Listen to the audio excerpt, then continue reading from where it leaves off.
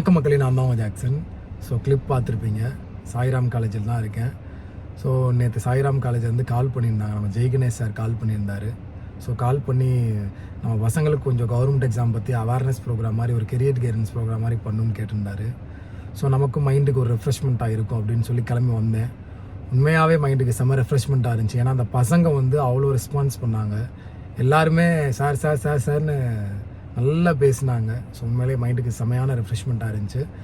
So உண்மையிலே எனக்கு தெரிஞ்ச சாய்ராம் காலேஜ் பெரிய காலேஜ். ஸோ இங்கேருந்து நம்மளை இன்வைட் பண்ணி ஒரு கொலாபரேஷன் பண்ணி ஃப்யூச்சரில் இன்னும் நிறையா பண்ணலாம் அப்படின்னு சொல்லி பிளான்லாம் போட்டிருக்கோம்.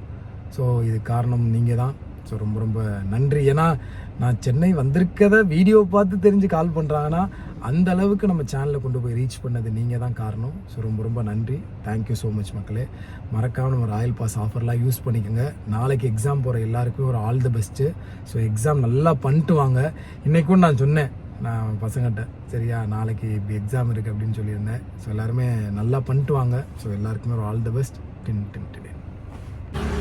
மக்களே, இன்னொரு முக்கியமான அப்டேட் என்ன அப்படின்னு பார்த்தீங்கன்னா வந்து ஐபிபிஎஸ் கிளர்க்கில் பார்த்தீங்கன்னா central bank of India 46 vacancy வந்து இன்க்ரீஸ் பண்ணியிருக்காங்க. ஸோ ஐபிபிஎஸ் கிளர்க் எழுதியிருக்கவங்க ஹோப்போடு இருங்க. கண்டிப்பாக நீங்கள் கிளியர் பண்ணிடுவீங்க. வேக்கன்சி வேறு இன்க்ரீஸ் ஆகிருக்கு. கண்டிப்பாக கிளியர் பண்ணிடுவீங்க. ஐபிபிஎஸ் கிளர்க் மெயின்ஸ் எழுதியிருக்கவங்க ஆல் த பெஸ்ட்.